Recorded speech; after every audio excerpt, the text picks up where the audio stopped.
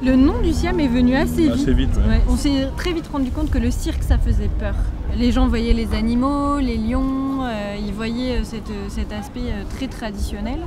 Et finalement, ça faisait un blocage de principe. Et comme on l'envisageait comme un dialogue avec la danse, avec le théâtre, avec les sciences, avec le monde économique, on ne voulait pas le coincer dans quelque chose qui portait trop de clichés. C'est un lieu qui est dédié aux arts du cirque et pas autre chose.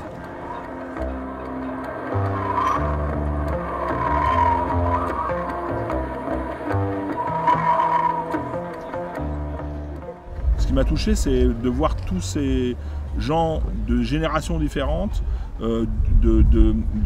d'origines différentes, qui étaient en capacité d'être ensemble d'un objectif commun. Alors on rencontre ça dans d'autres arts vivants, mais le cirque est très très fort par rapport à ça. Et c'est des valeurs qu'on essaye encore de transmettre encore au Siam. Sur la création, on essaye de générer des nouvelles pistes de recherche. Donc on crée des workshops où on invite des artistes de cirque et des artistes d'autres disciplines, des chercheurs, des ingénieurs, d'autres entreprises. On a des partenaires extrêmement prestigieux à Aix, que ce soit le Ballet Préjocage, le Festival d'Art Lyrique. Le Siam, c'est aussi un lieu de rencontre.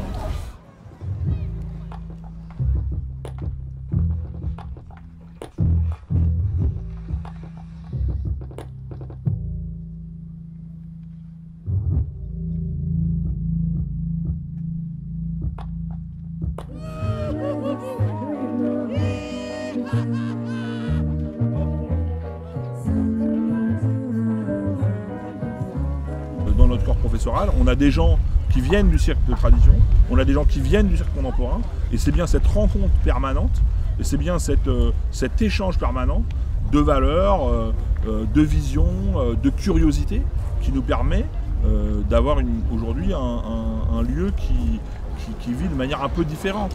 Cette richesse, elle est là et elle se sent en fait.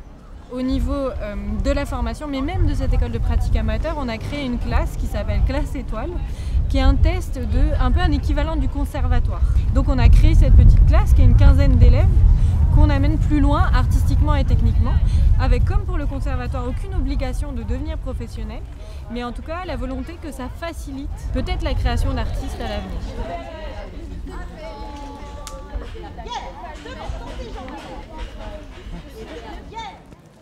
On ne met pas souvent les inventeurs et les artistes ensemble. J'avais très envie de créer des ponts entre l'invention et la création, entre l'entreprise qui est capable, qui a parfois les moyens techniques de réaliser les rêves d'un artiste. Et par ailleurs, dans ce dialogue-là entre les sciences et le cirque, il y a aussi tout le volet pédagogique, où finalement le cirque est un outil génial pour expliquer des choses comme les sciences physiques par exemple.